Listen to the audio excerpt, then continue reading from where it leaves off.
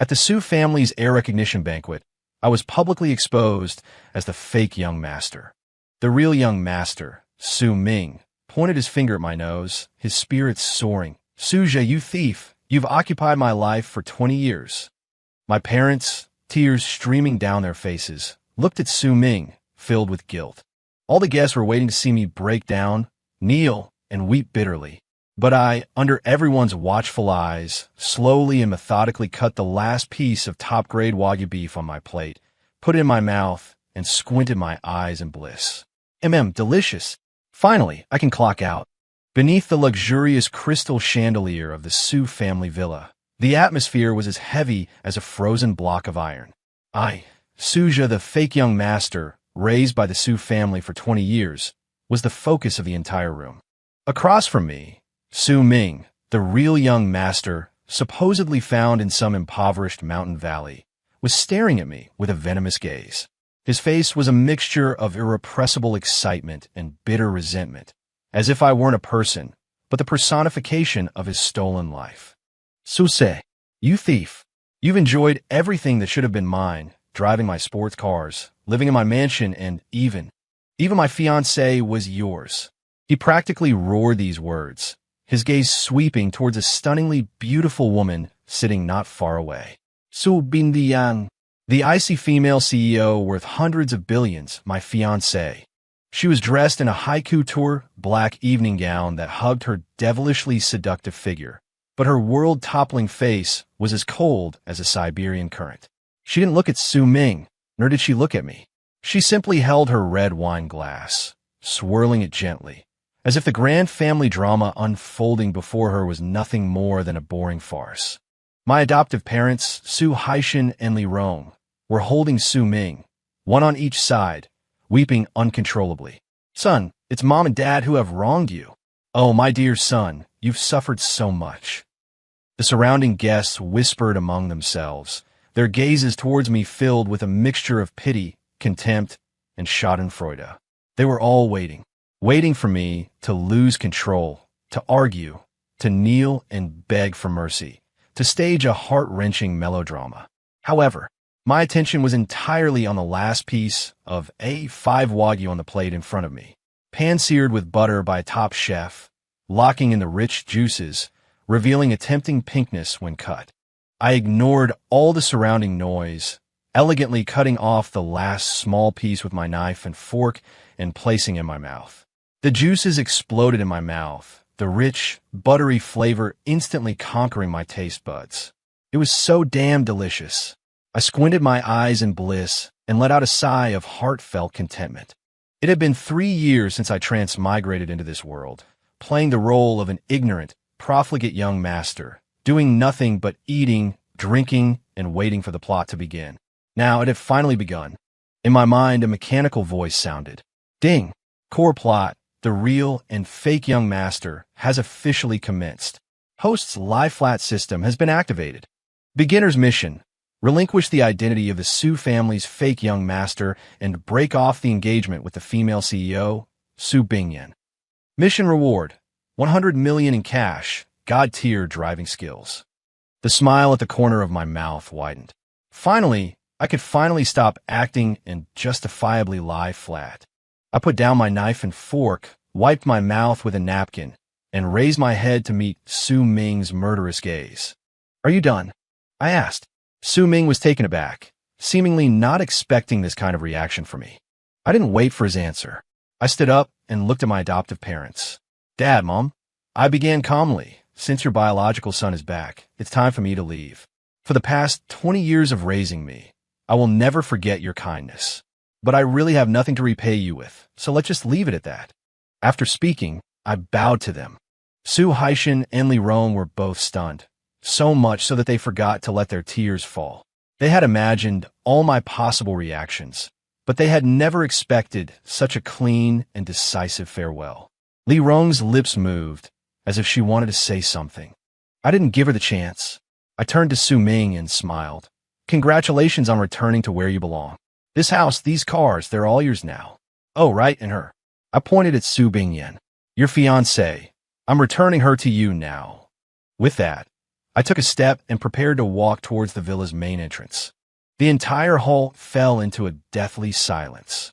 Everyone was dumbfounded by my unconventional actions. No crying, no fuss, not even trying to fight for it. He's just leaving? Su Ming's face turned the color of a pig's liver. He felt as if a punch thrown with all his might had landed on a ball of cotton. He had prepared countless insults for me, designed numerous scenarios to humiliate me, but I wasn't playing along at all. Stop, he roared. Suja, you're just leaving like that. You stole 20 years of my life, and you think you can just dismiss it with a casual, let it be? I stopped and looked back at him, a little impatient. What else? You want me to kowtow and apologize? Or should I vomit up all the food I've eaten over the past 20 years and get it back to you? I cleaned out my ear. Don't waste my time. I still need to find a place to sleep. You, Su Ming trembled with anger. Just then, the silent ice beauty, Su Bingyin, finally made a move. She put down her wine glass, the crisp sound attracting everyone's attention. She stood up and walked towards me with elegant steps, her high heels making a da-da-da sound on the smooth marble floor. Everyone's heart was in their throat. The female CEO was about to speak. Was she going to humiliate this fake young master who had been kicked out, or would she announce her engagement to the real heir, Su Ming? A glimmer of anticipation also flickered in Su Ming's eyes.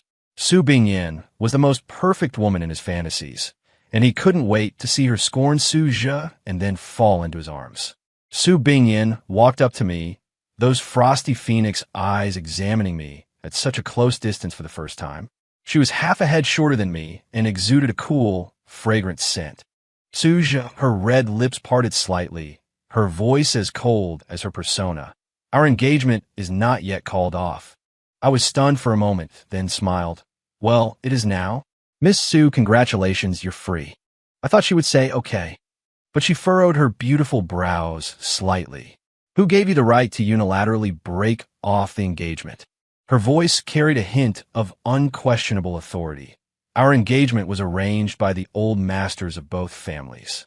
It's not your place to call it off. Me? Question mark. Hold on, miss, did you grab the wrong script? Haven't you always looked down on me, this good-for-nothing dandy, and wish you could kick me to the curb sooner? Now that I'm taking the initiative to withdraw, why are you unhappy? System warning. Mission not complete. Host, please immediately draw a clear line with Su Bingyin. I frowned, looking at this woman who wasn't playing by the rules. Miss Su, are you mistaken? I have nothing now. I'm just a pauper. You still want to be tied to a pauper like me? Su Bingyin snorted coldly, a hint of inquiry in her eyes that I couldn't understand. Is the status of the Su family's young master so unimportant to you? What else? I spread my hands. It's just a status, not as comfortable as lying flat. This sentence seemed to crack the frost in Su Bingyin's eyes. She stared at me as if she could make a flower bloom on my face. And beside us, Su Ming's face had completely darkened. This was his leading lady. This was the ice-cold CEO who was supposed to see him in a new light after his triumphant return. Why was she stopping this imposter now? Bingyin, Su Ming couldn't help but speak, his tone tinged with urgency. Don't be deceived by him. He must be feigning retreat to gain your sympathy. Su Bingyin didn't even bother to spare him a glance. She just looked at me and said, word for word, Su Zhe, until I say we can break it off, you are still my fiancée. After speaking, she did something that made everyone's jaws drop. She extended her fair, jade-like hand and naturally linked her arm with mine. Let's go, I'll see you out. My whole body stiffened. The soft and slightly cool touch on my arm, and the cold fragrance lingering at the tip of my nose, all reminded me that this was not a hallucination. The ice-cold female CEO, Su Bingyin, had taken the initiative to hold the arm of me, the fake young master who had just been kicked out. Was she insane? The jaws of all the guests in the hall hit the floor. Su Ming's eyes instantly turned red, the flames of jealousy almost spewing out of their sockets to burn me to ashes. Su Bingyan, what do you mean? He roared, losing his composure. I am the heir to the Su family. I am your fiancé. Su Bingyin finally deigned to turn her gaze to him, but her look was colder than if she were looking at a stranger. First, my name is Su Bingyin, not for you to call. Second, who my fiancé is for me to decide, not the Su family. Third, she paused, a sarcastic curve gracing her red lips. You're too loud. With that, she ignored the petrified Su Ming and, with her arm linked in mine, walked straight towards the main entrance. I was half dragged, half led by her, my mind a complete mess. This plot isn't right. According to the original plot of the book, Su Bingyan was supposed to announce the annulment of our engagement on the spot after confirming I was the fake young master.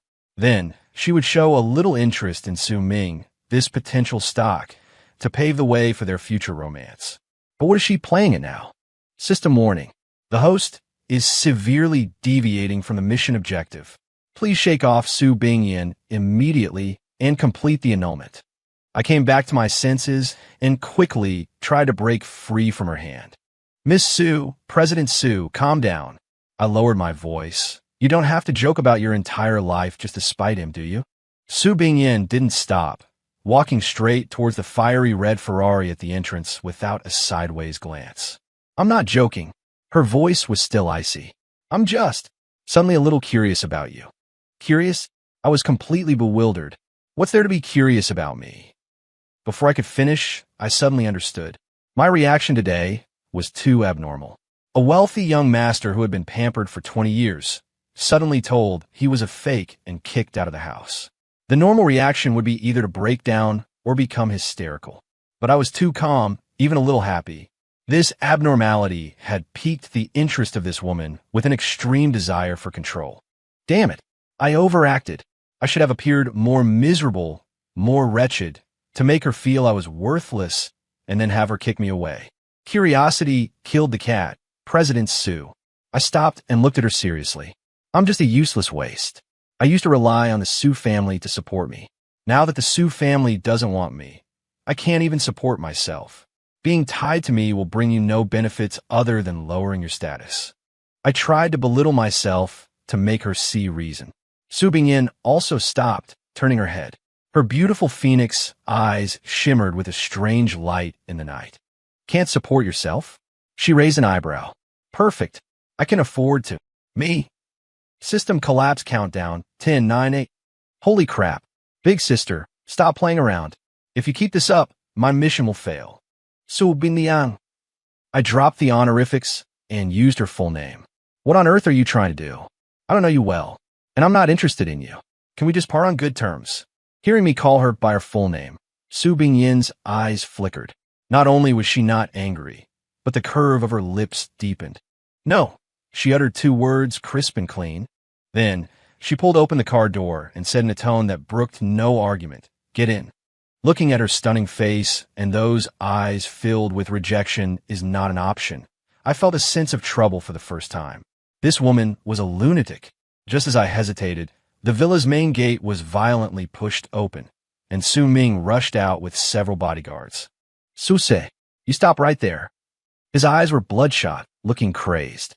"Let go of Bingyan." Behind him, Su Haishan and Li Rong also chased out, panting. "Bingyan, what are you doing?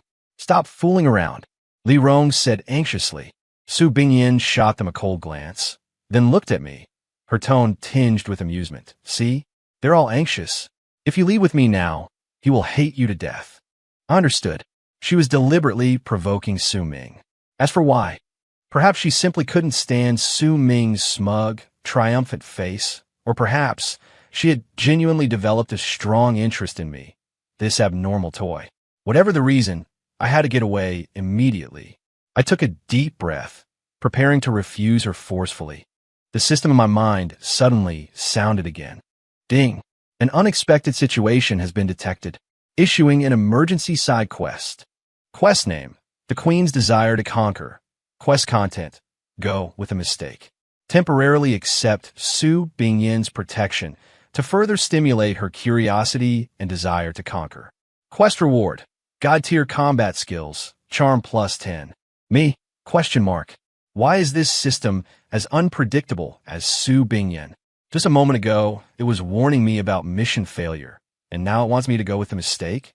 However, God-tier combat skills. Glancing at the menacing Su Ming and his bodyguards rushing over, I suddenly felt that this reward was very practical. Okay, I changed my mind and said a single, decisive word to Su Bingyan. Then, I opened the car door and sat in the passenger seat. Su Bingyan was taken aback, seemingly not expecting me to change my mind so quickly, but she then showed a victorious smile, got into the driver's seat, and started the car. Vroom! The Ferrari's engine roared to life. A second before Su Ming and his men could reach us, it shot away like a bolt of red lightning, disappearing into the dust. In the rearview mirror, Su Ming's face, twisted with anger, grew smaller and smaller, finally becoming a blurry dot. A brief silence fell over the car. Su Bingyan focused on driving, the lines of her profile appearing exceptionally delicate and captivating under the city's neon lights. "Why did you change your mind again?" she suddenly asked. "Because I discovered that living off a woman seems easier than struggling on my own." I leaned back against the seat and said lazily, "Since CEO Su is willing to support me, why should I refuse?" I deliberately answered in a cynical, devil-may-care tone.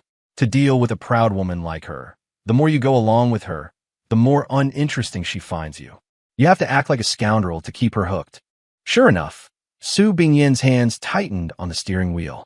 "Suja, you'd better be clear about one thing. I'm not running a charity." Her voice turned 3 parts colder. "I'm just interested in your performance today. The moment I lose interest, I'll throw you away at any time.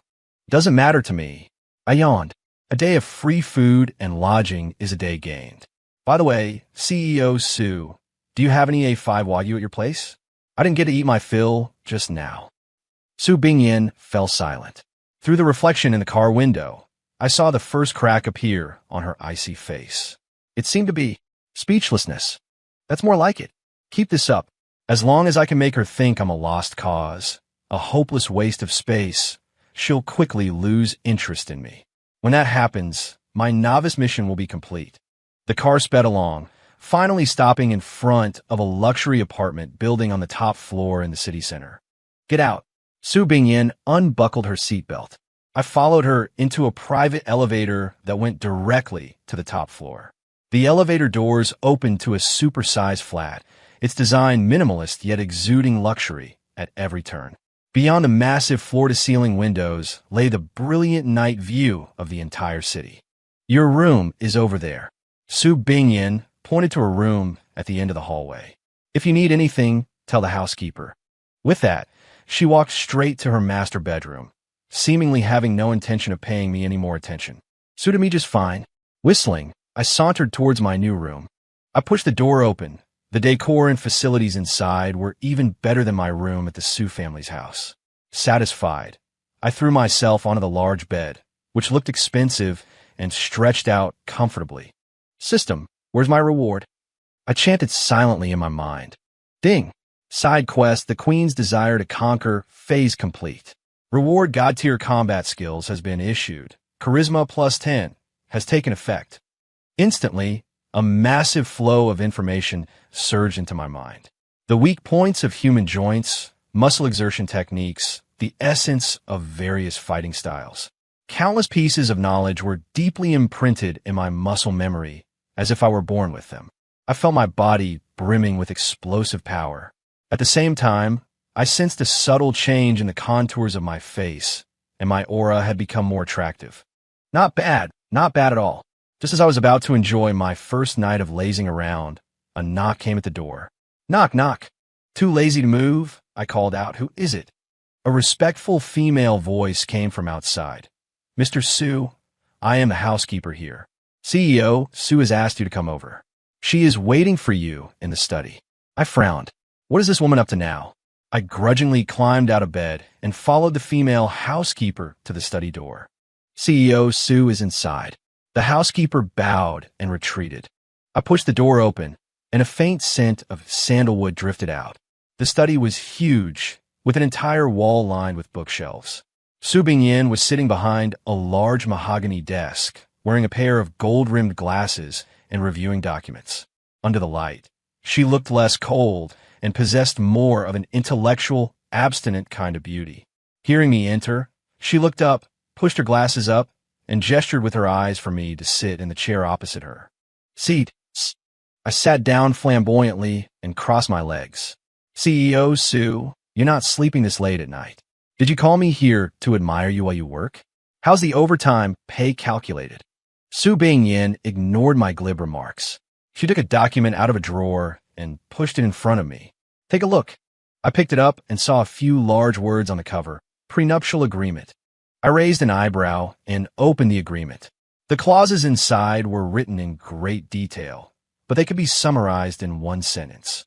After marriage, I, Suja, shall not interfere in any of Su Bingyin's personal affairs or company decisions, and shall not have any ambiguous relationships with other women. In return, Su Bingyin will be responsible for all my expenses and provide a monthly allowance of 1 million. At the end of the agreement was the divorce clause. If Su Bingyin initiated the divorce, I would receive a property in the city center and 10 million in cash as compensation. If I initiate a divorce or violate any clause in this agreement, I will leave with nothing. Hey, I laughed. Isn't this just a high-end sponsorship contract, and with unreasonable terms at that? How about it? Su Bingyin looked at me, her gaze behind the lenses as sharp as a knife. Sign it, and you can continue to live your life of squandering money. Don't sign, and I'll have someone throw you out right now. She thought that I, good-for-nothing, who had just been kicked out of his family, would sign my name without hesitation when faced with such conditions. After all, for a penniless man who had nothing, this was like a pie falling from the sky. I tossed the agreement on the table, leaned back in my chair, and rested my hands behind my head, looking at her with a playful expression. CEO Su, are you mistaken about something? Su Bingyin frowned slightly. What do you mean? I wagged a finger. This agreement of yours holds no attraction for me. Su Bingyin's eyes turned cold. 1 million a month isn't enough for you to spend? Whether it's enough is one thing, but I don't like to be bound by rules and regulations, I said lazily. I'm a person without great ambitions. I just like to be free.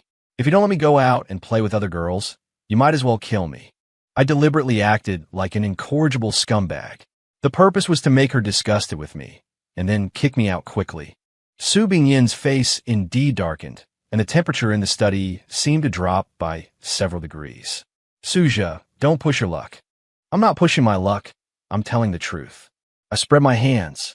CEO Su, if you want to find an obedient pet, there's a line of men waiting outside. But I am not a pet. After speaking, I stood up, ready to leave. Wait, Su Bingyin stopped me. I turned back and saw her take off her glasses and pinch the bridge of her nose as if she had a headache. This was the first time I had seen the emotion of fatigue on her face. What do you want? She asked, her voice carrying a hint of imperceptible compromise. I said, I want freedom. Besides freedom. I stroked my chin, pretending to think, and then my eyes lit up. How about this? I can sign the agreement, but you have to add a condition. A trace of vigilance flashed in Su Bingyin's eyes. What condition? Very simple. I grinned. I'll help you get rid of Su Ming, so that he can never bother you again. In exchange, after it's done, our marriage contract will be automatically terminated, and you have to give me another 100 million. This was advancing by retreating. I knew that Su Bingyin definitely didn't believe that a good-for-nothing like me could get rid of Su Ming. Su Ming was now the rightful heir of the Su family, with the entire Su group behind him. What did a penniless man like me have to fight him with? I proposed this condition precisely to make her think I was whimsical, a fool who didn't know his own limits. As expected, Su Bingyin looked at me as if she were looking at an idiot. You? Get rid of Su Ming. She looked as if she had heard the funniest joke of the century. Suja, are you still dreaming? Do you know how much power the Su group has in Jinghai City? Do you know how many resources Su Ming can mobilize now? Of course I know. I smiled confidently. But so what? In my eyes, he's just a buffoon. My confidence slowly turned the ridicule in Su Bingyin's eyes into scrutiny. She couldn't see through me.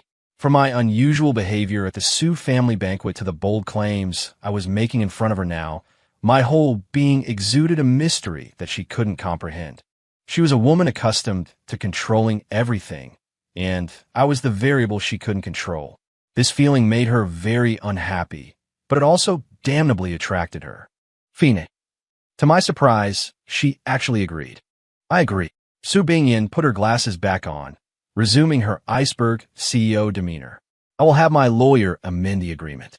As long as you can make Su Ming completely disappear from my world, I will give you the 100 million and your freedom. She paused, then added, but if you can't do it, or if Su Ming gets rid of you instead, then don't blame me for standing by and doing nothing. Moreover, you must sign the original agreement and be my canary obediently until I get tired of you. It's a deal. I snapped my fingers. This was exactly the result I wanted. As long as I accidentally lost to Su Ming, I could be logically abandoned by her, and then I could go off and live a happy life with the system rewards. Perfect. You can go out now. Su Bingyin ordered me to leave. I was in a great mood, whistling as I walked out of the study. Watching my carefree back, Su Bingyin's gaze grew deeper. She picked up her phone and dialed a number. Hello. Help me investigate someone, Suja. Yes, the fake young master of the Su family. I want all his information from birth until now. The more detailed, the better, including the color of his underwear.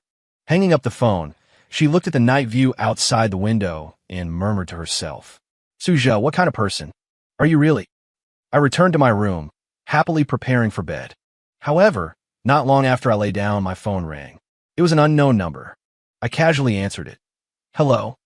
A cold, very familiar voice came from the other end of the line. Suja, you son of a bitch, do you think you're safe just because you've latched on to Su Bingyin? It was Su Ming. Let me tell you, you're dead. His voice was filled with venom and madness. Su Bingyin is mine. Jinghai City is my territory too. I'll make you kneel before me and beg like a dog. Oh, I replied faintly.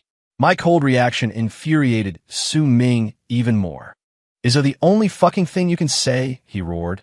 Are you feeling smug right now? Just you wait. I'll wipe that smile off your face soon enough. I'll show you the consequences of crossing me. So, you called just to spout a few threats? I was getting impatient. Can we get to something real? I'm waiting. You. Su Ming seemed to be choked, speechless by my words. His heavy breathing came through the phone. After a few seconds, he suddenly sneered. Fine, very good. Suja, you got guts. You want something real? I'll grant you your wish. Right now, immediately, get your ass over to the abandoned factory in the south of the city. Come alone. If you don't dare to come, I'll throw your childhood sweetheart, Lin Wanxing, the one who teaches at the art academy, off the building. My pupils contracted sharply. Lin Wanxing. The name was like a needle, instantly piercing my mind.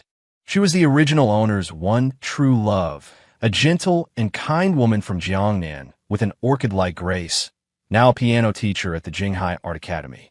In the original book's plot, Su Ming did go after Lin Wanxing for revenge, but that was supposed to happen much later in the story.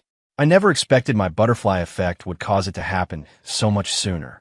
Suja, did you hear me? On the other end, Su Ming's voice was filled with a triumphant, malicious grin. I'll give you half an hour. The abandoned factory in the south of the city. For every minute you're late, I'll cut her pretty face. Remember, come alone, and don't call the police, or you can come and collect her corpse. With that, he hung up. I gripped my phone, my gaze turning icy in an instant. I may prefer to lie low, but some people are untouchable. Lin Wanxing was the original owner's only warmth in this world. Since I've taken over his body, I have to bear this karma. Besides, that idiot Su Ming has crossed my bottom line.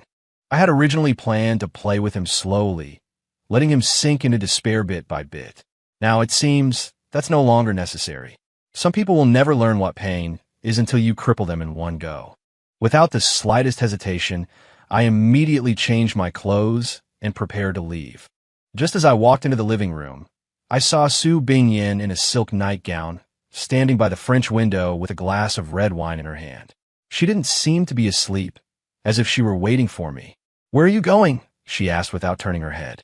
Out to take care of something. Su Ming's call. I gave her a surprised glance. This woman was surprisingly well informed. Yes, I didn't deny it. He's threatening you with Lin Wanxing? She asked again. My gaze sharpened. You investigated me?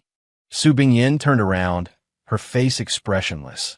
I'm just getting to know my partner. Need help? I could send my bodyguards with you. No need. I refused directly. Are you kidding? If I take her men, who gets the credit? Do I still want my 100 million or not? Besides, to deal with trash like Su Ming, I'm more than enough on my own. I'm just going to catch up with an old friend. I forced a relaxed smile. I'll be back soon. Su Bingyan gave me a deep look and didn't insist further. Be careful, she advised, completely out of character. I waved my hand and walked into the elevator. Watching the elevator doors slowly close, Su Bingyan took out her phone and dialed that number again. Follow him. Protect him. Remember, unless his life is in danger, do not interfere. I want to see how he intends to solve Su Ming. The abandoned factory in the south of the city. This place used to be a chemical plant, later abandoned due to severe pollution. For several kilometers around, it's deserted. I took a taxi here. The way the driver looked at me, it was as if he was looking at a fool heading to his death. Inside the factory, the lights were blazing. The moment I stepped inside, blinding headlights shone from all directions, making it impossible for me to open my eyes. A dozen vans formed a circle around the open space in the center of the factory. 100 thugs, armed with steel pipes and machetes, jumped out of the vans and surrounded me completely. In the center of the open space, Su Ming sat on a grand armchair, a cigar in his mouth, an arrogant look on his face. Beside him, Lin Wanxing was on her knees, her hands pinned behind her back by two large men, a gag stuffed in her mouth. Her pretty face was streaked with tears and filled with terror. When she saw me, she shook her head frantically, making muffled whimpering sounds. Seeing this, the rage in my heart instantly ignited. Su Ming. I walked towards him step by step, my voice as cold as ice. You really deserve to die. Seeing that I actually dared to come alone, Su Ming was stunned for a moment, then burst out laughing. Ha ha! Suja, you're a fucking romantic. To actually dare to come and die for a woman. He spat out his cigar, ground it under his foot, stood up, and walked over to me, looking down at me with the air of a victor. So, do you like the scene I prepared for you? He pointed to the 100 vicious thugs around us. These men are the best fighters in Jinghai City. Today, I'm going to beat you to death right in front of your beloved woman. He leaned close to my ear and said in a voice only we could hear, I'll break all 4 of your limbs first. Make you watch like a dog. Then, I'll have my brothers, one by one, take good care of this beautiful teacher of yours. Ha ha ha. His laughter was filled with perversion and cruelty. I said nothing. I just watched him quietly, my gaze terrifyingly calm. But only I knew that my blood was pumping at an unprecedented rate, adrenaline surging through me. Countless techniques of the God-tier fighting style raced through my mind, searching for the fastest, most ruthless, and most direct method of attack. The fury came first, then the explosion. The emotion was in place. Do it. Su Ming took a step back, waved his hand, and gave the order. Beat him to death. Just leave him breathing. Roar. The 100 thugs, like sharks that had scented blood, roared and charged at me from all directions, brandishing their weapons. Lin Wanxing's eyes widened in terror, tears streaming down uncontrollably. On Su Ming's face was a cruel and triumphant smile. It was as if he could already see the miserable sight of me with broken bones, kneeling and begging for mercy. However, the next second, the smile on his face froze. I faced the tide of people rushing towards me, and not only did I not retreat, I advanced to meet them. A yellow-haired punk at the very front swung his steel pipe at my head with a vicious whistle. I tilted my body slightly, dodging it with ease. At the same time, my right hand shot out like lightning, grabbing his wrist and snapping it downwards. Crack! A crisp crack of breaking bone. The yellow-haired punk let out an inhuman scream, and the steel pipe in his hand clattered to the ground.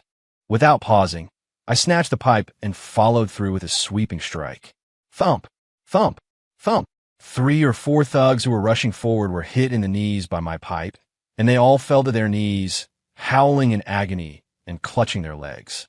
My movements were fluid, without a single wasted motion. Every dodge was perfect. Every attack landed precisely on an enemy's most vulnerable joint. The God-tier fighting style was this terrifying. This was no longer a brawl, but a one-sided slaughter. I was like a tiger charging into a flock of sheep. The steel pipe in my hand had become a grim reaper's scythe. Everywhere I went, bodies flew, and the cries of agony from broken bones rose and fell. In less than a minute, more than half of the 100 thugs, who had been so menacing just moments before, were already down. The rest of them were scared out of their wits. They looked at me as if I were a demon crawled out of hell, backing away step by step, no longer daring to approach. The entire factory was filled with nothing but the wails of the injured and the drip of blood falling from the steel pipe in my hand. Carrying the steel pipe, I walked, step by step, towards a completely dumbfounded Su Ming. You. Su Ming's lips trembled. His face was as white as a sheet, and from his crotch, a foul-smelling liquid slowly trickled down. He had pissed himself in fear. You're not human. You're a devil. He backed away incoherently until he tripped over the armchair and fell, landing on his ass on the ground. I walked up to him, looking down at him from above. Now, do you still like this scene? I slowly raised the steel pipe in my hand. Looking at the blood-stained steel pipe in my hand, Su Ming completely broke down. He scrambled backwards on his hands and feet, snot and tears streaming down his face, completely devoid of his earlier arrogance. Don't kill me. Su-se, I was wrong. I was really wrong. I'm the heir to the Su family. If you kill me, you won't live either. My dad won't let you go. He begged for mercy incoherently, bringing up his status in an attempt to make me hesitate. I laughed, an incredibly cold laugh. The Su family? I stomped on his chest, the immense force instantly making him unable to breathe, his face turning purple. You think I care? I leaned down and patted his fear-distorted face with the steel pipe. I gave you a chance, Su Ming, but you shouldn't have touched her.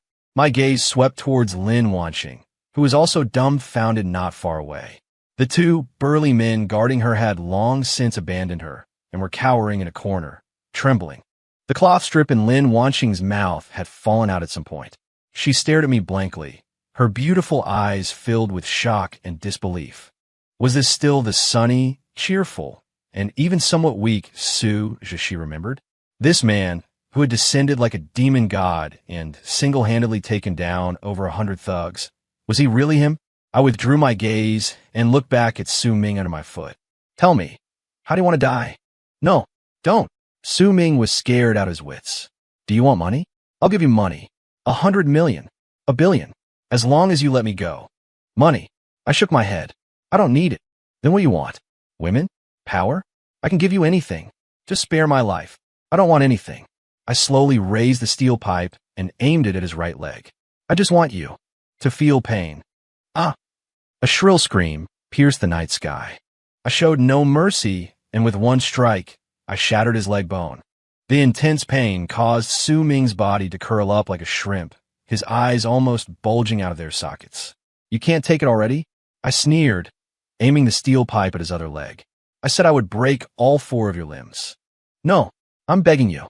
Let me go. Su Ming cried and screamed, the stench of urine from his crotch growing stronger. Too late. Crack. Another sound of bone fracturing. Su Ming's screams had already become hoarse. I threw away the steel pipe and grabbed his hand. 2 more limbs. Crack.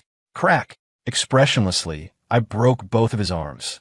With that, all 4 limbs were broken. Su Ming lay paralyzed on the ground like a pile of mud, unable to make any sound other than weak gasps and groans. The way he looked at me was filled with endless fear and venomous hatred. I knew he hated me to the bone, but it didn't matter anymore. A cripple, no matter how much hatred he held, couldn't stir up any trouble. I stood up, not giving him another glance, and turned to walk towards Lin Wanqing. She was still kneeling on the ground, her body trembling slightly, her eyes filled with complex emotions as she looked at me. I walked over to her, took off my jacket, and draped it over her shoulders, which were cold from fear. It's okay now. My voice returned to its usual gentleness, as if the cruel and ruthless demon from just a moment ago was merely an illusion. Lin Wanqing looked at me, and tears welled up in her eyes again, but this time it wasn't out of fear. She suddenly threw herself into my arms and burst into tears. Su-se, I was so scared. I thought I'd never see you again. Her soft body trembled in my arms, her tearful voice filled with lingering fear and grievance. I gently patted her back and comforted her softly. It's okay, it's all over. I'm here. No one will ever dare to bully you again. In the distance, inside an inconspicuous black car, Su Bingyin's bodyguard had witnessed everything through a pair of high-powered binoculars. His palms were covered in cold sweat. "Hello, Metsu," he reported to Su Bingyin in a trembling voice. "The situation is a bit beyond expectations."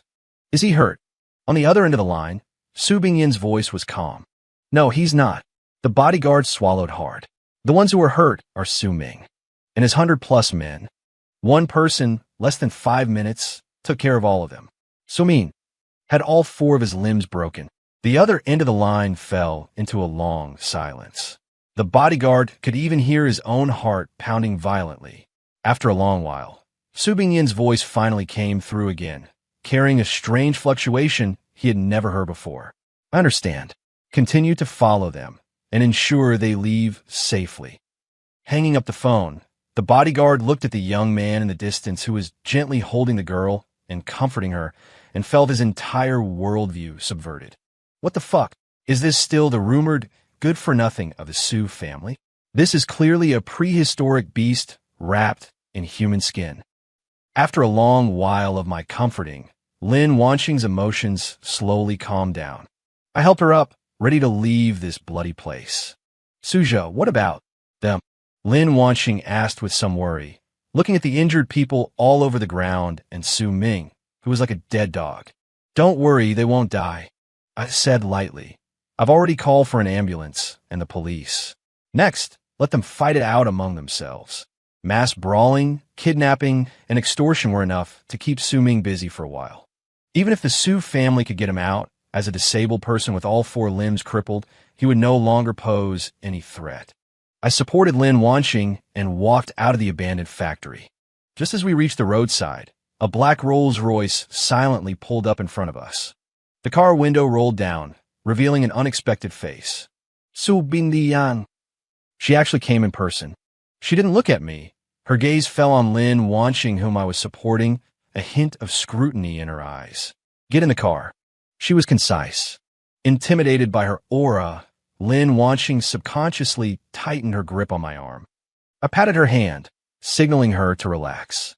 Then I said to Su Bingyin, "We could just get a taxi back. No need to trouble CEO Su." I didn't want Lin Wanqing to get involved with this crazy woman. Su Bingyin raised an eyebrow, her voice turning a few degrees colder. "Suzhou, have you forgotten our agreement? Before the mission is complete, you must report your whereabouts to me. Now, immediately get in the car." Her tone left no room for refusal. I frowned, knowing that I couldn't avoid it tonight. "All right." I opened the rear door, let Lin Wanqing get in first, and then got in myself.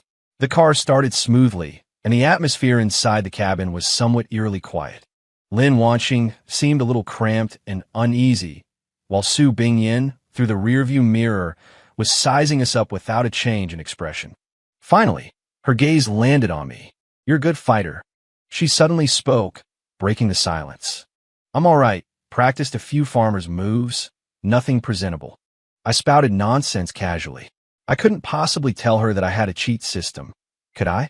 Su Bingyin snorted coldly, clearly not believing my bullshit. "Suzhou, how many other secrets do you have?" She looked at me through the rearview mirror, her gaze as sharp as if it wanted to dissect me entirely. A dandy rumored to be too weak to truss a chicken, able to take down over 100 armed thugs by himself? This could no longer be explained by practiced a few days. This was a monster. A secret is a secret because if you say it, it's not interesting anymore, right? I leaned back in my seat and replied lazily. I didn't want to get too entangled with her on this issue. Lin Wanqing, next to me, was clearly confused and uneasy about our conversation. She looked at me, then at Su Bingyin driving in front, and asked me in a low voice, "Suzhou, who is this?" "Oh, her." I pointed at Su Bingyin. "My creditor." "Creditor?" Lin Wanqing was even more confused. Su Bingyin's hand on the steering wheel suddenly tightened, and the car swayed with it. She shot me a fierce glare through the rearview mirror, a look that seemed to say, "You just wait." I shrugged innocently. Was I wrong? I still owed her the mission of dealing with Su Ming. The car soon arrived at the faculty apartment building of the Jinghai Academy of Arts. "Wanqing, you go up first. Get some good rest. You were frightened today." I helped Lin Wanqing out of the car and said softly. Lin Wanqing nodded, but her eyes were full of worry. Suja, what about you? The Su family. Don't worry, I can handle it. I gave her a reassuring smile. Don't overthink it. I'll come see you tomorrow. After watching Lin Wanxing walk into the apartment building, I got back into the car. As soon as I got in, Su Bingyin stepped on the gas, and the Rolls-Royce drove away smoothly and quickly. Suja, you've grown some balls, she said coldly, her tone unfriendly. What's wrong, CEO Su? Am I not carrying out the mission? I asked, feigning ignorance. Carrying out the mission, she sneered. You call what just happened carrying out the mission? You almost beat him to death. Do you know that Su Haishan has almost blown up the Jinghai City Police Department's phone line? Oh, isn't that just perfect? I said nonchalantly. His son committed kidnapping, extortion, and mass brawling, and the evidence is solid.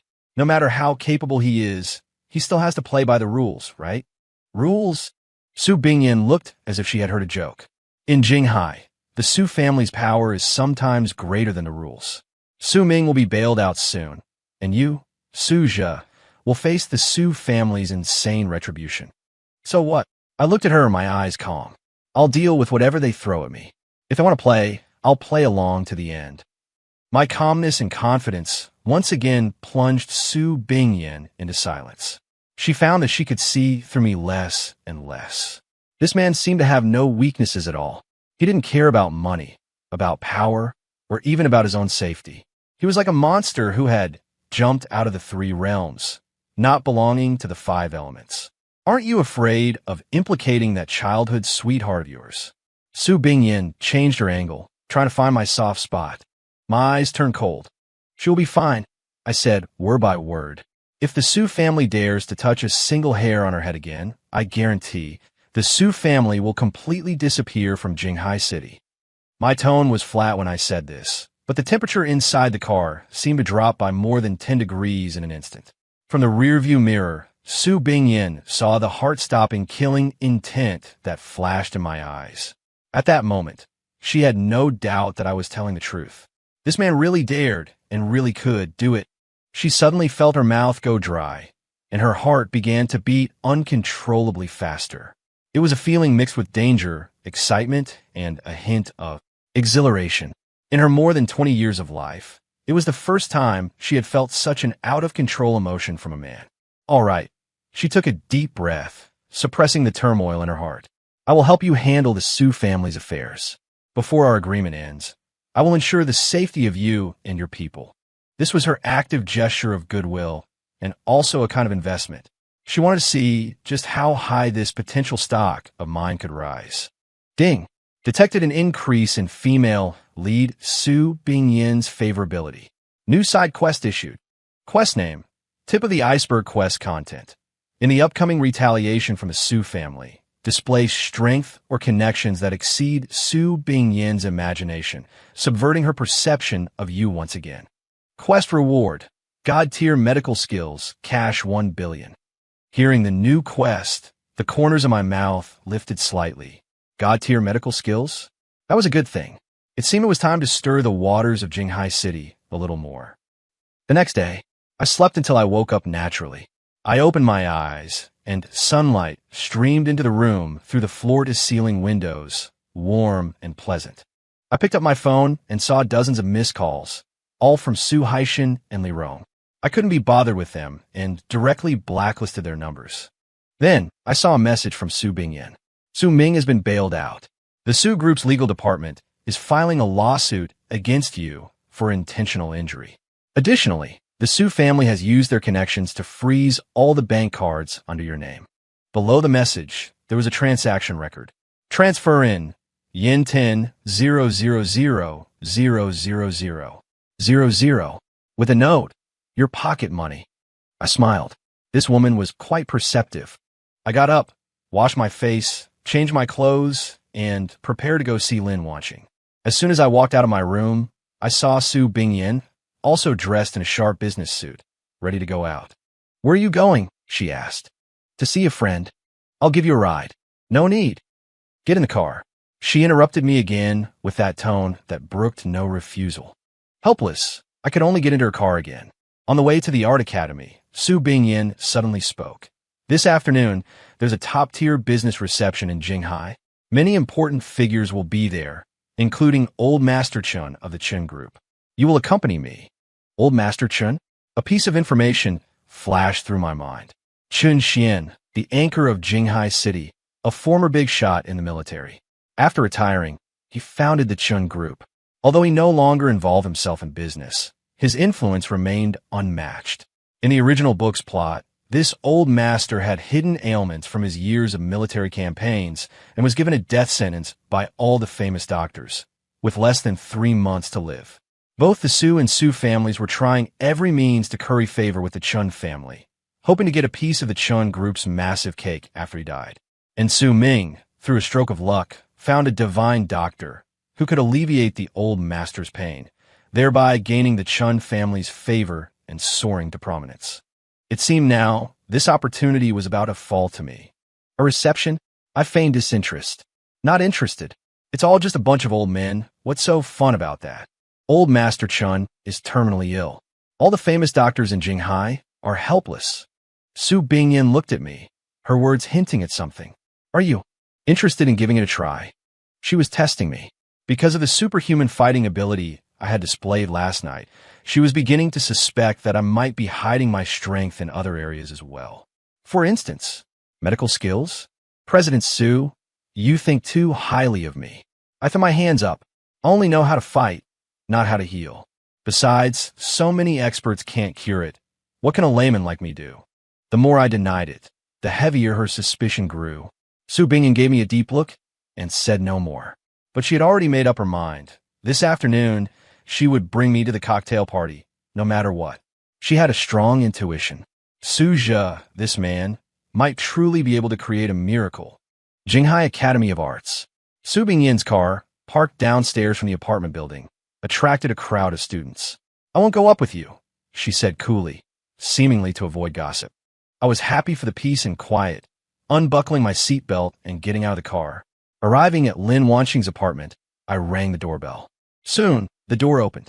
Lin Wanqing was wearing a casual, white house dress, her hair draped loosely over her shoulders.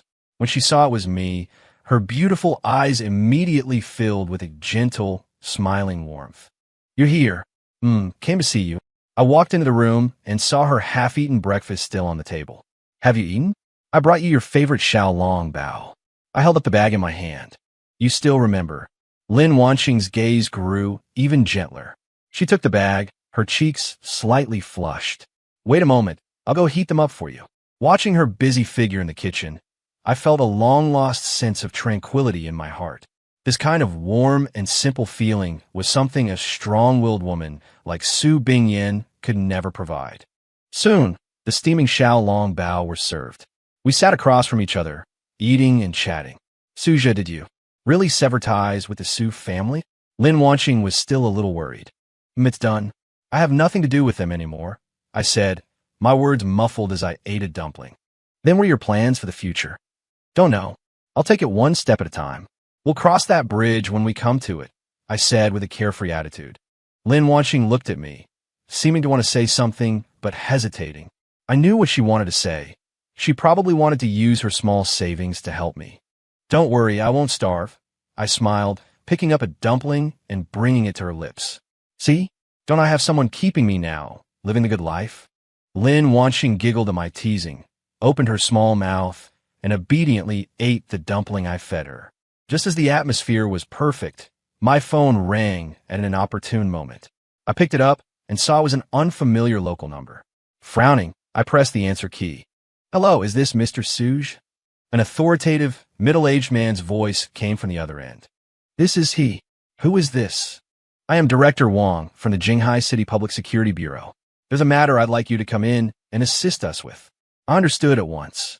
The Su family's revenge had come, and they started with their trump card, having the director himself call me. What is it about? I asked, feigning ignorance. Regarding the case of the gang fight at the abandoned factory in the south of the city last night. Director Wang's voice betrayed no emotion. Mr. Su Ming has accused you of intentional injury, with particularly severe circumstances. We hope you will come in voluntarily to clarify the situation. And if I don't go, there were a few seconds of silence on the other end, Then the voice turned cold. Mr. Su, I am informing you, not consulting you. If you refuse to cooperate, we will have no choice but to take compulsory measures. A blatant threat. Fine, I'll be right there. I hung up, my face calm. Lin Wanqing looked at me with worry. Was that the police? Are they going to arrest you? It's nothing, just going to give a statement. I reassured her. Don't worry, I'll be back soon. I stood up to leave. But Lin Wanqing grabbed my hand, her eyes resolute. I'm going with you. I was stunned for a moment, then smiled. This girl, who appeared so gentle on the outside, was tougher than anyone on the inside. Okay, I didn't refuse. With her there, I might get to see an even more interesting scene unfold. We went downstairs together. Su Bingyin's Rolls-Royce was still parked where we had left it.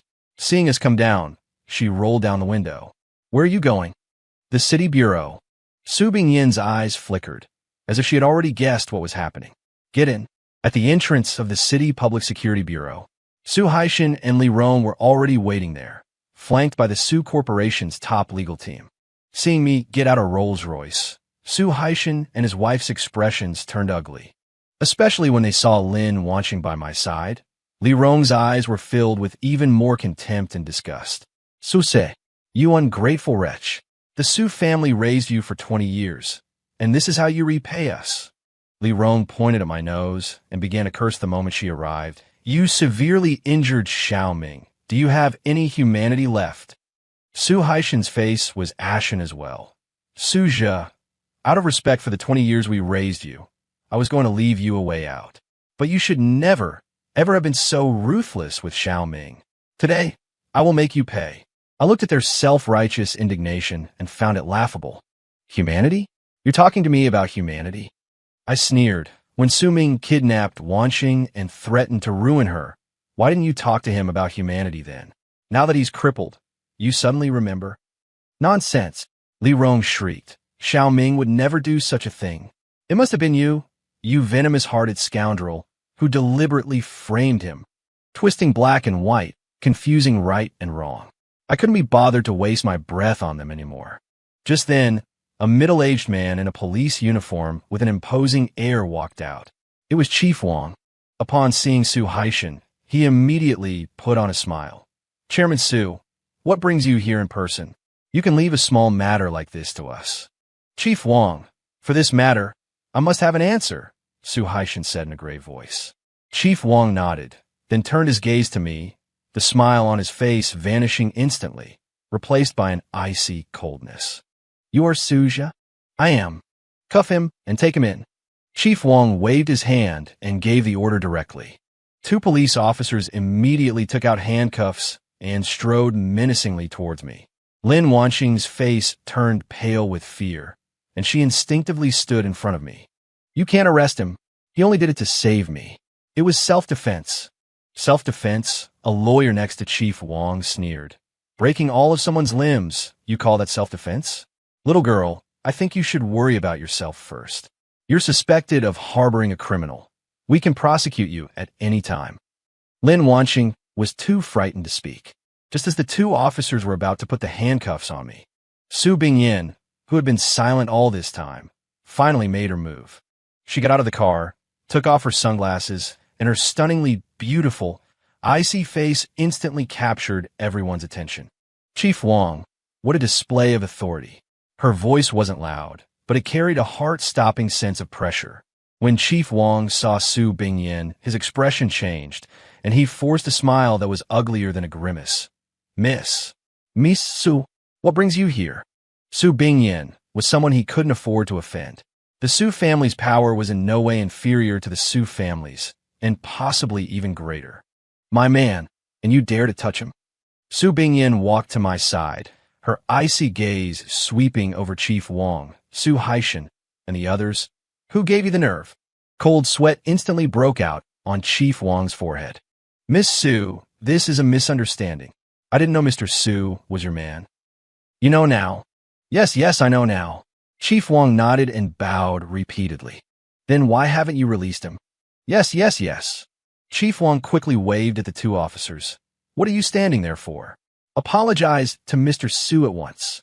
The two officers were also stunned and quickly bowed to me in apology.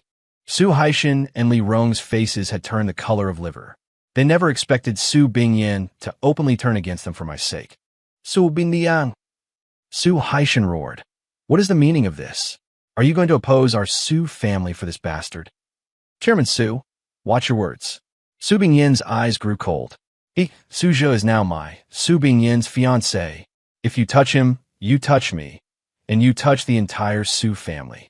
Have you thought this through? A single sentence, and the entire scene fell into dead silence. Fiancé. Everyone was stunned by this bombshell. Su Haishan and his wife turned deathly pale, looking as if they were about to collapse. They never dreamed that the fake son they had thrown out would, in the blink of an eye, become the son-in-law of the Su family, a family they could afford to offend even less. As for me, looking at Su Bingyan standing protectively in front of me, I felt nothing in my heart. I knew she was acting for me, and also for the Su family. She was demonstrating her value to me, and also using this method to force me to take her side. But she had still underestimated me. Su Zhe, have never needed to stand behind a woman. I gently pulled her aside, took a step forward, and faced the grim-faced Chief Wang directly. Chief Wang, is it? I smiled. To arrest someone, you need evidence. You say I intentionally harmed someone. Where is your proof? Su Ming is guilty of kidnapping and extortion, with both witnesses and material evidence. Why haven't you arrested him? I questioned Director Wang until he was speechless, breaking out in a cold sweat. Just then, the screech of tires pierced the air. Several black Audis with military license plates screeched to a halt at the police station's entrance. The car doors opened, and an old butler in a Zhongshan suit, looking vigorous and alert, strode over, flanked by a group of bodyguards in black. He walked directly up to me, and under everyone's stunned gaze, gave me a deep bow. Mr. Su, my master would like to invite you. Director Wang's legs turned to jelly at the sight of the old butler. Su Haishan and his wife gasped, because that old butler was Uncle Fu, the most trusted confidant of old Master Chen Xian of the Chen Group. The entire place fell into a dead silence. If Su Bingyan's appearance moments ago was like a stone tossed into a calm lake, then Uncle Fu's arrival was the equivalent of dropping a depth charge. The Chen family, they were the true titans of Jinghai City. In front of the Chens, both the Su and Su families were mere upstarts. And Uncle Fu, as old Master Chen Xian's closest associate, held a status in Jinghai City that surpassed even the heads of some prominent families. And now he had come in person and was bowing so deeply to Su Zhe, the fake young master who had been kicked out of his family. Everyone's mind went blank. Director Wang's cold sweat had already soaked the back of his police uniform. He looked at me, his eyes filled with terror and disbelief. Su Haishan and Li Rong were frozen in place as if struck by lightning, their mouths agape enough to fit an egg. This bastard and good-for-nothing in their eyes. What was his true identity? Why would both the Su and Chen families treat him with such high regard? Su Bingyan was also stunned. For the first time, an emotion called shock appeared in her icy phoenix eyes. She thought she had already estimated me highly, believing I was merely a master who had hidden his abilities. But she never imagined that I would also have connections to the Chen family. She had used all her contacts to investigate my background, and the report clearly stated that in the entire trajectory of my life, there was not a single intersection with the Chen family. What on earth was going on? I looked at the respectful Uncle Fu before me, my mind as clear as a mirror. This old man was definitely here because of Chen Xian's illness. It seemed the skills I had revealed last night had already reached old Master Chen's ears through certain channels. Your master? I asked, feigning confusion. I don't know any master. Uncle Fu remained in his bowing posture, his tone growing even more reverent. Mr. Su, you are a dragon among men. Please don't joke with us mortals. The old master's illness has stumped countless famous doctors.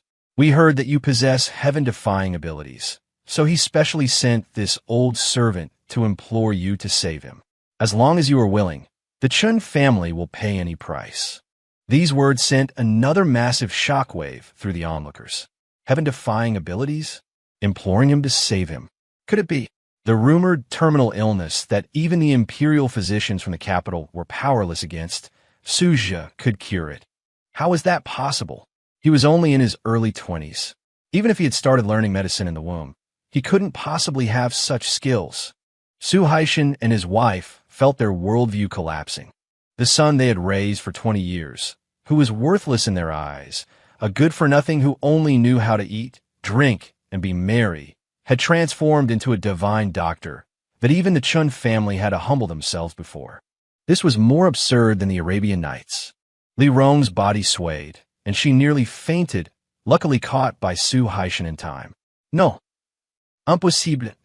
This must be a mistake, she muttered to herself, unable to accept this reality. I looked at Uncle Fu, a plan already forming in my mind. It's not impossible for me to help, I said lightly. Uncle Fu was overjoyed. Please, sir, state your terms. My gaze slowly swept over Director Wang's deathly pale face and the devastated Su Haishan and his wife. First, I don't like being wrongly accused. I need a just resolution to today's matter. Uncle Fu immediately understood. He straightened up and turned to Director Wang, the deference on his face instantly replaced by the gravitas of someone long in a position of power.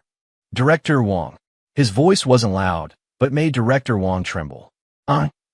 Uncle Fu, what are your instructions? Mr. Su is the Chun family's most honored guest. Did you hear what he just said? I heard. Director Wang nodded like a pecking chicken. I guarantee that this will be handled impartially. We will not let a single bad person go, nor will we wrong a single good person. After speaking, he shot a vicious glare at Su Haishan. Su Haishan's heart sank. He knew he had messed with the wrong people this time. Having offended the Chun family, forget about protecting Su Ming. Whether their Su family could even maintain its footing in Jinghai City was now a question. Second, I spoke again, looking at Su Bingyin.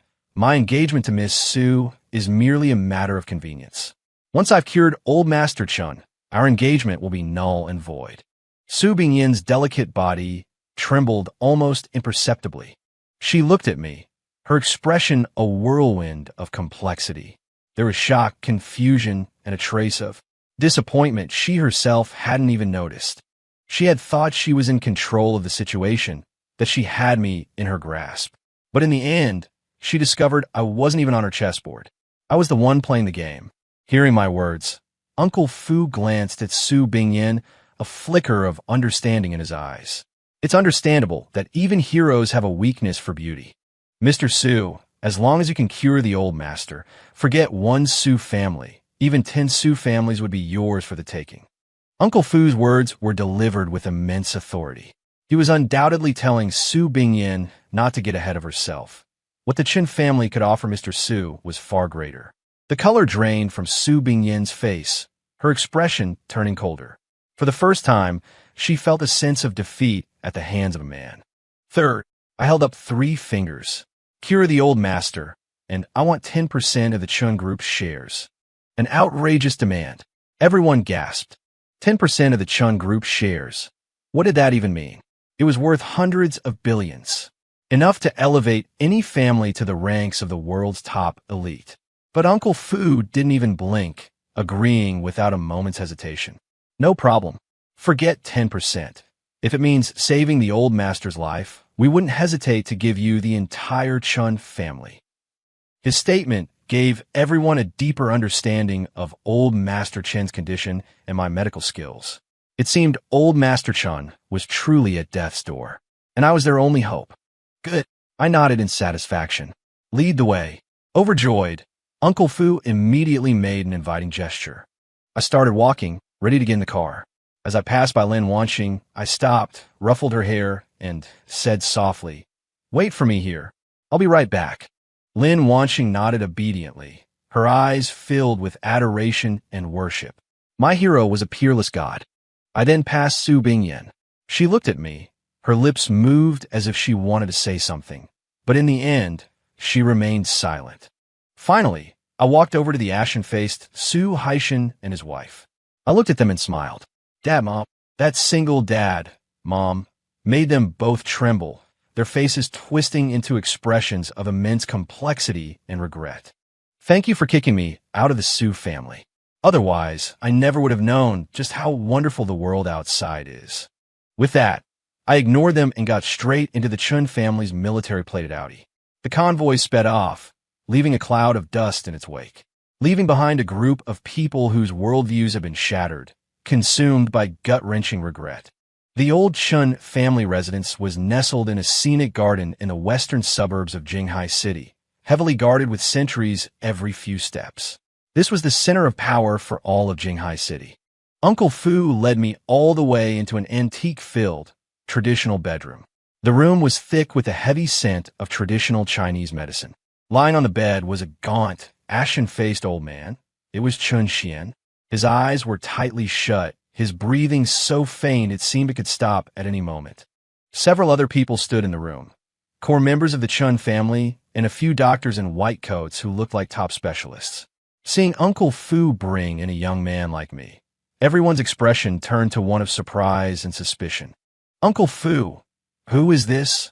A middle-aged man with a stern face asked. He was Chun Weigua, Chun Xian's eldest son and the current head of the Chun group. Young master, this is the Mr. Su Zhe I mentioned to you. Uncle Fu introduced me respectfully. Chun Weigua looked me up and down, the suspicion in his eyes deepening. Too young. At this age, had he even graduated from medical school? Uncle Fu claimed he possessed extraordinary abilities, capable of curing a terminal illness that even the imperial physicians were powerless against. No matter how you looked at it, this seemed like a farce. Nonsense. A white-haired old doctor couldn't help but speak up. His name was Li Yuan, the most famous physician in the capital and old Master Chen's chief physician. Uncle Fu, I know you're desperate to save your master, but you can't be so reckless in a crisis.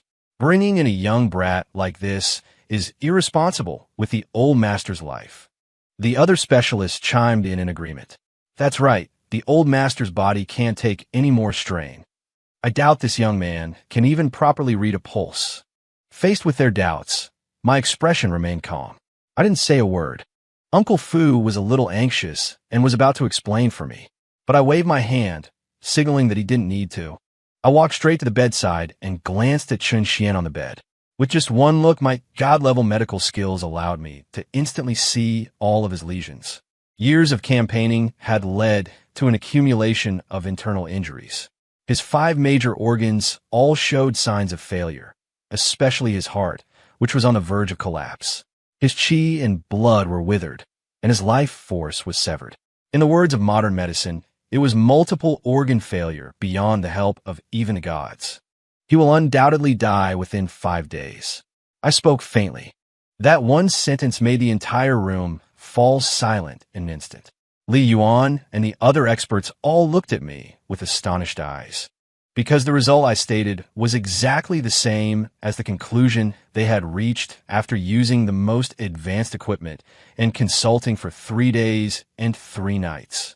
They could reach this conclusion because of decades of experience and countless precision instruments. And I had only taken a single glance. How is this possible? Could it be that he really wasn't just talking nonsense? Chun Weigua's expression also changed, from suspicion just now to solemnity. Sir, is there a way? He asked tentatively, his form of address having changed. Yes. I uttered a single word. The entire room was shocked. Impossible. Li Yuan was the first to jump out and object. The old master's illness is rooted in his qi and blood, originating from his life force. This is already a sign of a lamp running out of oil. It is fate, not something that can be reversed by human effort. You say you can cure him? You must be dreaming. That's right. This violates medical common sense. Young man, you can eat whatever you want, but you can't just say whatever you want. I couldn't be bothered to explain to these mortals. I turned to look at Chun Weigua.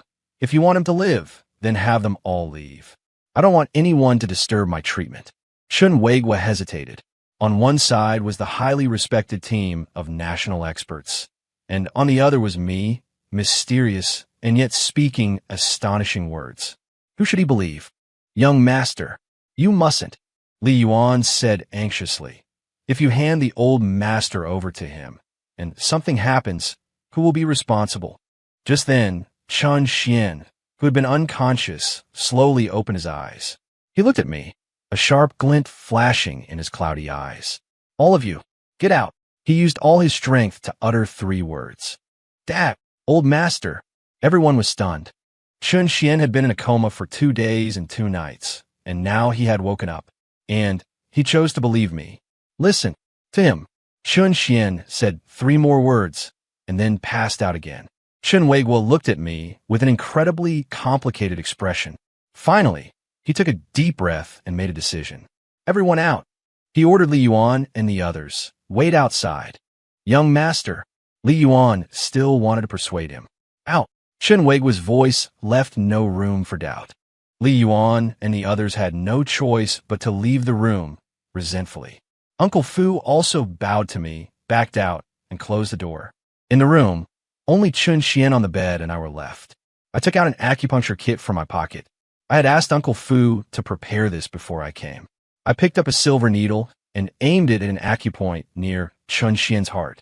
"You are very lucky," I said faintly as I administered the needle. This set of 7-star life-extending needles of mine should not have appeared in this world. To be able to come back from the dead can be considered your good fortune. My voice was not loud, but it clearly entered the ears of the supposedly unconscious Chun Xian. His eyelids twitched imperceptibly. The corners of my mouth lifted slightly. I said no more and concentrated on administering the needles. My technique was as fast as lightning. One by one, the silver needles accurately pierced the major acupoints on Chun Xian's body. Tian Shu, Qihai, Guanyuan Shunke. As the silver needles were inserted, streams of pure internal energy were transferred through the needles into Chun Xian's withered meridians. This was the internal energy that came with the god-level medical skills. Although it wasn't much, it was enough to stimulate the life force of a dying man. I saw Chun Xian's ashen face begin to regain its color at a speed visible to the naked eye. His weak breathing also gradually became steady and strong. Outside the door, Li Yuan and the other experts were as anxious as ants on a hot pan. Nonsense. Simply nonsense. How can they let a young brat treat the old master? What if he uses the wrong needle and punctures the heart? Then even the gods can't save him. And young Master Chun, how could he believe such a charlatan? Listening to their discussion, Chen Weiguo's heart was also in turmoil, tense to the extreme. He had already prepared for the worst. If something really happened to his father, he would be the center of the Chun family. Just then, the door creaked open. I walked out, a trace of fatigue on my face. "It's done." Everyone's gaze instantly focused on me. "It's done? What's done?" Li Yuan was the first to rush forward, glaring at me. "Kid, what did you do to the old master? If anything happens to him, I'll have your life." With that, he hurriedly burst into the room. The others swarmed in after him. Then, in the next second, everyone froze as if turned to stone. On the hospital bed, Chun Xian, who had been at death's door just a moment ago, looking as if he could pass away at any second, was now sitting up on his own. Though he still appeared somewhat weak, his complexion was ruddy, and his eyes were bright. Where was the slightest trace of a dying man? Am I alive again? Chun Xian looked down at his own hands, which had regained their color, and felt the renewed vitality flowing through his body. His voice was filled with incredible shock. "A miracle. This is simply a miracle." Li Yuan trembled as he stepped forward, grabbing Chun Xian's wrist to take his pulse. The more he checked, the more shocked his expression became, until finally, it transformed into fanatical reverence. Steady, forceful, abundant in qi and blood, overflowing with life. He whipped his head around to look at me, and under everyone's disbelieving eyes, he dropped to his knees with a thud. "Divine Doctor, please accept this old man's bow. Sir, please accept me as your disciple." Li Yuan, the master physician, was kneeling to ask for tutelage in public. This scene stunned everyone present. Who was Li Yuan? He was a figure at the pinnacle of Chinese traditional medicine in the country, an existence looked up to by countless doctors. Even a few of today's most powerful figures had to respectfully address him as Old Li. But now he was kneeling to a young man in his early 20s. If word of this got out, the entire capital would be shaken to its core. Chun Weiguo and the others were also dumbfounded. Their gazes, which had been filled with suspicion and gravity just moments ago, had now transformed into complete and utter awe and reverence. For someone to make even Li Yuan prostrate himself, how unfathomably high must his medical skills be? This could no longer be described as a divine doctor. This was an immortal.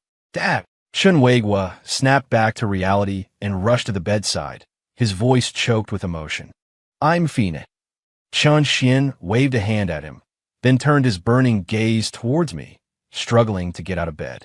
Old Master, Butler Fu quickly stepped forward to support him, but Chen Xian pushed him away. Under the astonished eyes of everyone present, he walked over to me, straightened his clothes, and then, facing me, gave a deep bow. Mr. Su, words cannot express my gratitude. From this day forward, you are my, Chen Xian's, savior, and the most honored friend of the Chen family. The entire Chen family is at your disposal. His bow signified that the entire Chen family had lowered its proud head to me. I accepted his gesture with composure. You're too kind, old Master Chen, I said faintly. I treat your illness, you pay the fee. It's just a fair trade. My calm and indifference made Chen Xian regard me in an even higher light. Neither arrogant nor impatient, neither servile nor overbearing. This young man was no ordinary person. Rest assured, sir, when I, Chen Xian, give my word, it is as good as gold. He turned to Chen Weigua and said, Weigua, go at once. Transfer 10% of the Chen Group's shares to Mr. Su's name. Yes, Chen Weigua responded without the slightest hesitation. Never mind 10%. Even if it were 50%, he would feel it was worth it right now. Money lost could be earned again, but his father's life was priceless. Also, Chen Xian looked at Butler Fu. Prepare the car. I am going to the municipal bureau personally to demand justice for Mr. Su. His voice was not loud, but it was filled with an unquestionable authority. The Chen family members present all felt a chill in their hearts. They knew the old master was about to unleash his power. The Su family was in for a world of trouble. Municipal Public Security Bureau. Su Bingyan and Lin Wanqing were still waiting at the entrance. The Su Haishan couple hadn't left either. It seemed they were waiting for a result. Chief Wang was in his office, pacing restlessly. He didn't dare to offend either side, so all he could do was stall. Just then, the piercing wail of sirens grew from a distance. A dozen police motorcycles cleared the way, escorting several military-plated autists that pulled up grandly at the bureau's entrance. This procession was even grander than when Butler Fu had arrived. Chief Wang was so frightened he scrambled out of his office. When he saw an old man, weak, yet full of vigor and natural authority, step out of the lead car, his legs went weak on the spot. Chun, old Master Chun. He never would have dreamed that this legendary figure, who already had one foot in the grave, would personally come to his territory. When Su Haishan and his wife saw Chen Xian, they were scared out of their wits. They racked their brains, but couldn't fathom why Su Zhou was able to summon such a titan. Su Bingyan and Lin Wanqing were also stunned, especially Su Bingyan. On her perpetually icy face, shock was once again written all over. She had thought I would solve the problem, but she never imagined it would be in such a manner, like a king descending upon the scene. I followed Chen Xian and got out of the car. Upon seeing me, Chen Xian immediately broke into an amiable smile, proactively came over to support my arm, his posture exceedingly humble. Mr. Su, you have been wronged. This scene made everyone's eyes nearly pop out of their sockets. Chen Xian was actually trying to curry favor with Su Zhe. Chief Wang was on the verge of tears by now, and he scrambled and crawled his way over to Chen Xian. Elder, why have you come? This is all a misunderstanding. Chen Xian shot him a cold glance, the kind of look one gives a dead man. A misunderstanding, he snorted coldly. My, Chen Xian's savior was nearly handcuffed like a criminal on your territory, and you tell me this is a misunderstanding. With a thud, Chief Wang dropped directly to his knees. Elder, I was wrong. I was blind and failed to recognize a great man. I beg you, spare me just this once. Chen Xian ignored him, his gaze shifting to the ashen-faced Su Haishan and his wife, Su Haishan Li Rong. I recall, 20 years ago, when your Su family was on the brink of bankruptcy, it was I who took pity on you and lent you a hand. I had thought you would know gratitude, but I never expected you to raise a beast like Su Ming and to cast out a true dragon like Mr. Su as if he were garbage. Your Su family, truly something else. Every word he spoke was like a heavy hammer, slamming mercilessly into the hearts of Su Haishan and his wife. Their bodies swayed, on the verge of collapse, their faces ghastly pale and utterly drained of color. Elder Chun, Su Haishan tried to plead, but he couldn't even form a complete sentence. From this day forward, there will be no Su family in Jinghai. Chun Xian calmly pronounced the Su family's death sentence. My Chun family, and all partners associated with us, will immediately terminate all cooperation with the Su group and impose the most severe sanctions against them. I'd like to see just how many days your Su family can last. With that said, he spared the ashen-faced couple, now limp on the ground, no further glance, and turned to me with a smile. Mr. Su, are you satisfied with this outcome? I nodded. Thank you for your trouble, Elder Chun. It was my duty. Chun Xian smiled, and his gaze fell upon Su Bingyin and Lin Wanxing, who stood behind me. He glanced back and forth between the two girls, a playful look in his eyes. Mr. Su, you are truly a fortunate man. I just wonder which of these two lovely ladies is to be the future granddaughter-in-law of our Chun family? His words were clearly meant to put pressure on Su Bingyin on my behalf. You want to break off your engagement with Mr. Su? Fine. The moment you do, our Chun family will be at the door with a marriage proposal. Su Bingyin's delicate body trembled. For the first time, a flicker of an emotion called panic appeared in her icy, phoenix-like eyes. Su Bingyin was flustered. For the first time in a matter outside of work, she felt a sense of powerlessness, a loss of control. She looked at Chun Xian's all-seeing eyes, then at my calm profile, and a whirlwind of emotions churned within her. She had originally thought of me as just an interesting toy, a variable that brought a bit of novelty to her life. She enjoyed the process of controlling me, of uncovering my secrets. But now, she discovered that this toy had grown into an existence she could no longer control, one she might even have to look up to. Break the engagement? The moment Chun Xian mentioned the Chun family's granddaughter-in-law, that thought was utterly banished from her mind. What a joke. Hand over a true dragon like Suja to someone else? To the Chun family, of all people? She, Su Bingyin, would never allow it. This man could only be hers. An unprecedented wave of possessiveness surged wildly within her heart. Elder Chun, you jest. Su Bingyin took a deep breath, suppressed the turmoil in her heart, and regained her composure as the ice-cold CEO. She walked gracefully to my side and, once again, in front of everyone, naturally linked her arm with mine. The gesture was an unmistakable declaration of her claim. In life, Suja is a man of my Su family. In death, he is a ghost of my Su family. She looked at Chun Xian, her gaze firm and unwavering. He will forever and always be my fiancée, Su Bingyin's fiancée. Her words were delivered with absolute finality. Not only was Chun Xian stunned, but even I was taken aback. I looked at the woman beside me with some astonishment. Her exquisite face was filled with such earnestness and determination. There wasn't the slightest hint of an act. This crazy woman. It seems she has truly fallen. Chun Xian looked at her, first stunned, then burst into laughter. Good. What a to live is to be a person of the Su family. To die is to be a ghost of the Su family. Miss Su, you have more guts than your grandfather. He looked at me and winked. Mr. Su, it seems my Chun family is not so fortunate. I smiled and said nothing. Meanwhile, Lin Wanxing, standing to the side, looked at Su Bingyin clinging intimately to my arm, and a trace of sadness flashed across her gentle eyes. She silently took a step back, distancing herself from us. I took in this subtle movement. I sighed inwardly. It seemed it was time to make a clean break with this crazy woman, Su Bingyin. The Su family was finished. Under the Chun family's thunderous measures, this family that once held sway in Jinghai City didn't even last a day. The stock market crashed, banks called in debts, partners terminated their contracts one after another, and their businesses were seized. Su Haishan's hair turned white overnight, and Li Ron was so enraged that she had a stroke and was hospitalized. And Su Ming, that arrogant, true young master, had a complete mental breakdown after learning of the family's bankruptcy in the hospital, becoming a giggling fool.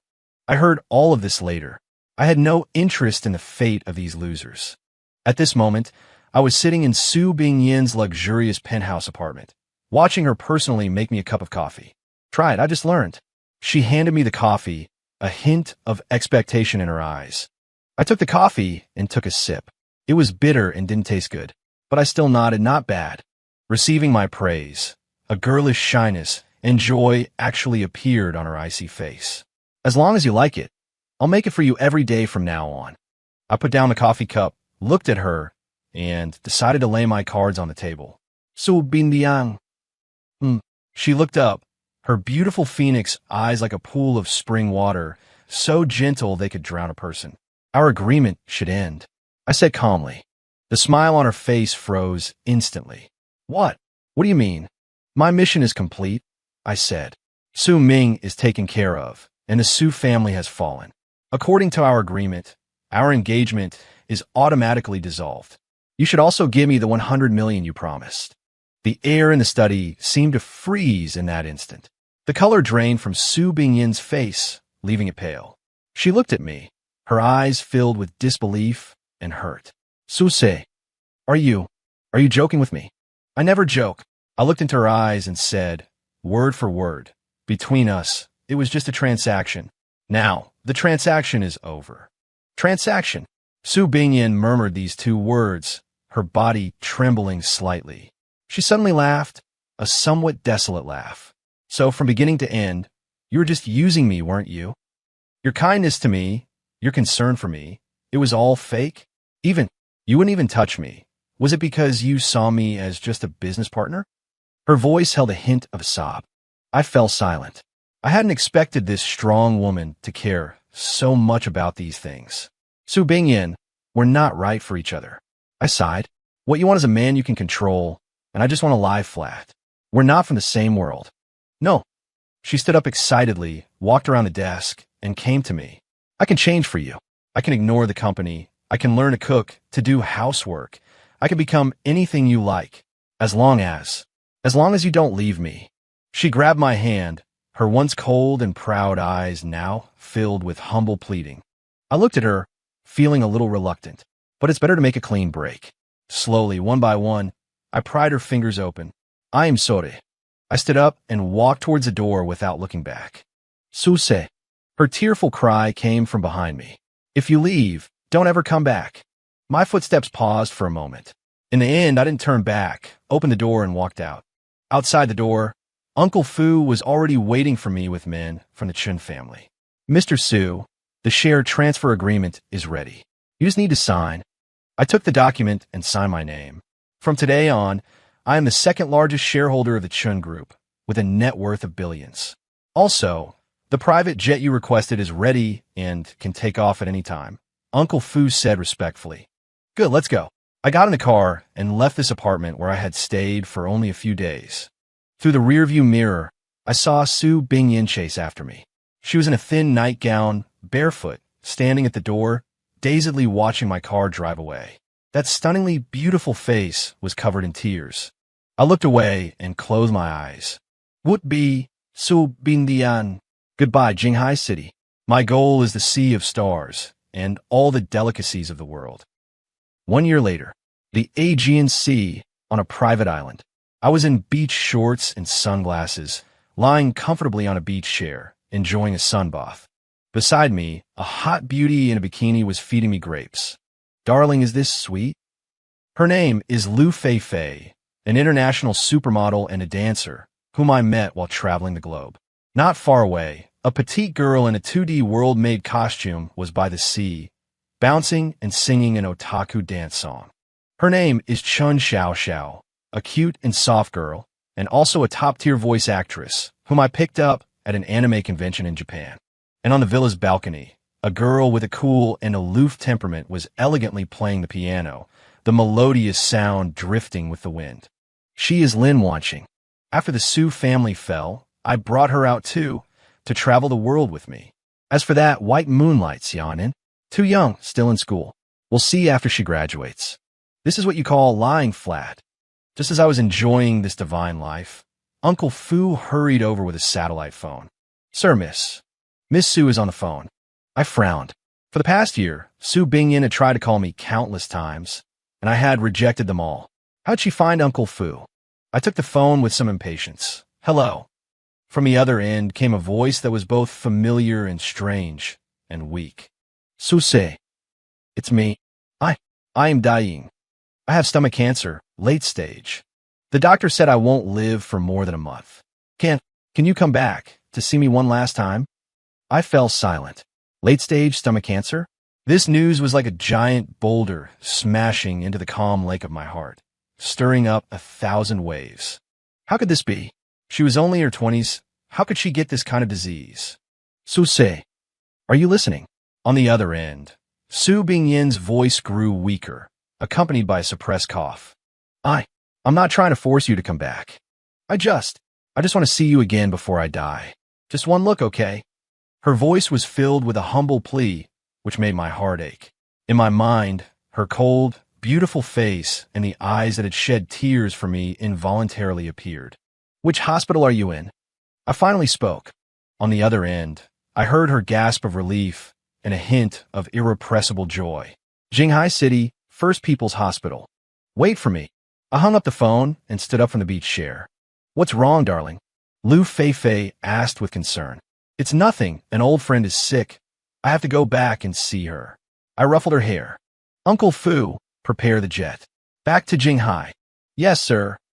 The private jet cut through the sky, and a few hours later, it landed at the airport in Jinghai City. I didn't alert anyone and took a taxi alone to the First People's Hospital. In the VIP ward area, I found Su Bingyan's room. At the door stood 2 solemn-looking bodyguards. When they saw me, they were stunned for a moment, then respectfully opened the door for me.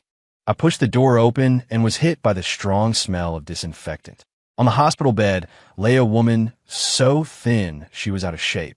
She was wearing a large hospital gown, her face as pale as paper.